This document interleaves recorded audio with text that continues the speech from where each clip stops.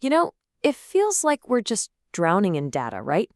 Every click, every single purchase, every little interaction, it all leaves a digital trail. And from this, well, this flood of information, a new, super powerful field has popped up, one that promises to find the signal in all that noise. So today, let's talk about data science. Okay, so let's get right into it.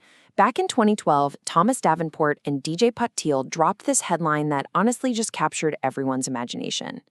It gave this up-and-coming field a title that was, well, impossible to ignore. It promised a new kind of power, a new way of seeing things, and yeah, it made the job sound pretty cool. It's a heck of a title for sure. But what does it actually mean? What is a data scientist really? I mean, the term is everywhere now, but here's the thing. It's way more than just a buzzword. It's this whole interdisciplinary field, and you might be surprised to hear that it's built on a foundation that's actually pretty old. All right, so let's try to get past all that hype.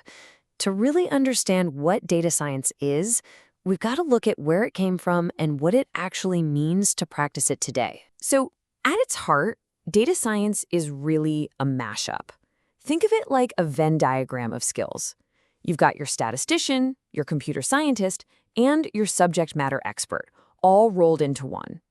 There's this great quote from Josh Wills, a software engineer, who nailed it.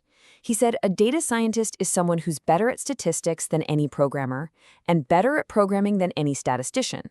And it's that sweet spot, that unique combo, that makes the field so incredibly powerful. You know, even though that sexiest job title feels super modern, this field didn't just appear out of nowhere. The core ideas, they've been quietly evolving for more than 60 years.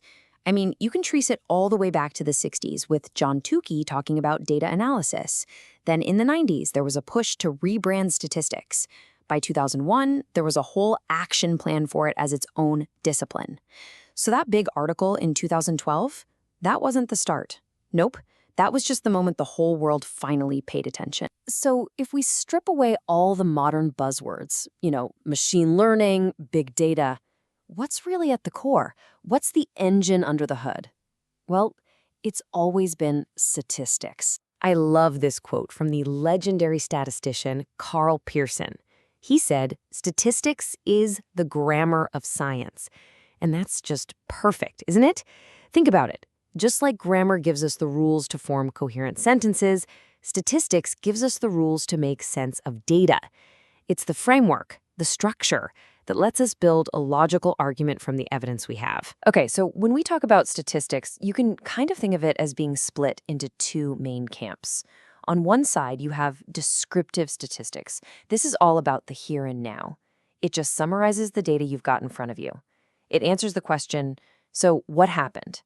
But then you have inferential statistics, and this is where the magic really happens. This is about taking a small piece of data, a sample, and using it to make a smart guess, a prediction, about a much, much bigger group. It's all about answering what could happen. So how do we do that? How do we make those educated guesses? Well, it's not random. It's not just a gut feeling. It follows this really rigorous, systematic process called hypothesis testing. You start with a baseline idea, a default assumption, then you decide how much evidence you'd need to change your mind. And then you look at the data to see if it's strong enough to make you do that.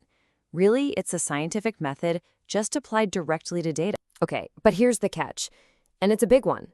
This powerful statistical engine, the very thing that makes data science so rigorous, it's actually surprisingly easy to misuse. The whole path of doing data analysis is just littered with pitfalls and traps. And these can trip up even the smartest, most well-meaning people and lead them to completely wrong conclusions. And listen, this isn't just a rookie mistake. As the statistician Martin Van Smeeden notes, even the experts, people who do this for a living, can fall into these traps. And we're not talking about small typos here. We're talking about fundamental errors that can make a study less useful, or worse, make it totally misleading. So let's talk about one of the most common and, honestly, one of the most tempting traps. It's called data dredging. Some people call it p-hacking. It's basically when you just keep analyzing your data in different ways, over and over and over again, until you finally stumble upon a result that looks significant. It's literally like torturing the data until it confesses to something. And sure, if you do that, you're going to find something.